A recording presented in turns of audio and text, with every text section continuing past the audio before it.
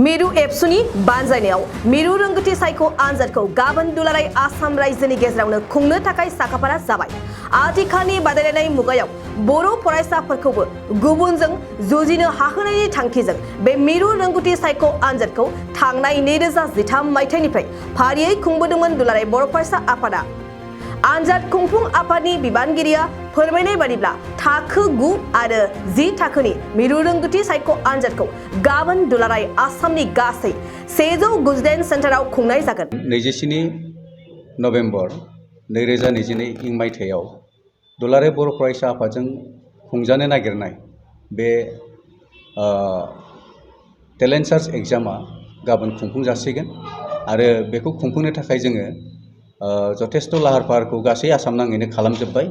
दुलाराय बर' फरायसा आफादनि गासैबो जिल्ला आफादफोरा बे आफादखौ खुंफुंनो थाखाय मोनफ्रोमबो फरायसालिनिफ्राय जायफोर फरायसाफ्रा बे आनजादाव बाहागो लानो थाखाय एप्लाइ खालामदोंमोन बे फरायसाफोरनि गासैबो एडमिट कार्डजों लोगोसे बिथांमोननि सेन्टार बायदिसिनाफोरखौ अलरेडि रेडि खालामबाय आरो एडमिट कार्डफोरखौ हरखाजोब्बाय आरो गाबोन बे खुंफुंनाया जोंनि आसामनि गासै 198टा सेन्टाराव जागोन।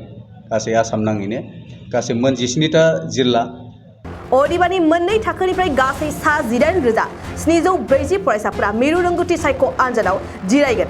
थाखो 9 आरो 10 थाखोनि मोननै थाखोनि फरायसाफोरखौ जों बे टेलेन्ट सार्च एग्जाम बर्डआव जिरायनो थाखाय खाबु होनाय जादों आरो बेवहाय जोङो दासिम जिखिनि डाटा मोनदों बे मथै जोंहा 9 थाखोआव गासै 9,404 फरायसाफ्रा बे आनजादाव बाहागो लागोन आरो 10 थाखोआव गासै 9,336 फरायसाफ्रा बे आनजादाव बाहागो लागोन। गासै आसाम नाङै बे आनजादाव बाहागो लानाय फरायसाफोरनि अनजिमाया जागोन 18,740 जन।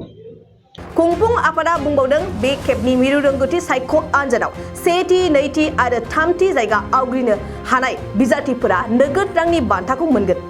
बान्था हिसाबै 1थियाव नोगोद 20,000 रां, 2थियाव 15,000 रां आरो 3थियाव 10,000 रांखौ फरायसाया मोननो हागोन होननानै आनजाद खुंफुं आफादा फोरमायदों। बिथांमोनखौ आरोबाव एनकारेज होबावनो थाखाय माखासे बान्थाबो लाखिनाय जादों। दा बेयाव जोङो मोननै क्लासावबो गावनि क्लासाव टप 3 बिदि बासिनाय जागोन। बे टप 3नि मादाव सेथिनो जोङो 20,000 रां, नैथिनो 15,000 आरो थामथिनो 10,000 रां बेबायदि होनाय जागोन। आरो बिनि अनगायैबो जाय फरायसाफोरा 85 जौखोन्दोनि बारा मोनो बा 85 जौखोन्दो मोनो बिथांमोननि थाखाय वान टाइम स्कलारशिप 2,000 बेबायदि होनाय जागोन। मोनसे फोसावथाय क'क्राझार जिल्लानि सिङाव थानाय दा रियेलिटी पाब्लिक स्कुलाव पाब्लिक रिलेशन अफिसारनि गोनांथि जादों।